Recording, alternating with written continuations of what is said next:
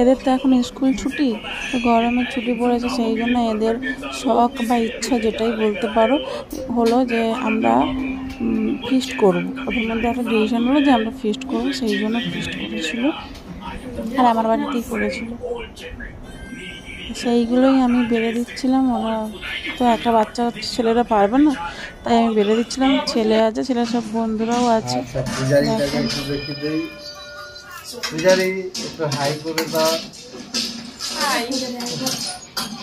এটা আমার বেটা তিনটে বন্ধু এসেছে।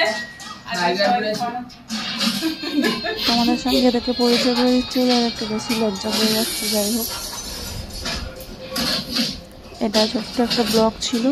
ভালো লাগলে লাইক কমেন্ট করে দিও। না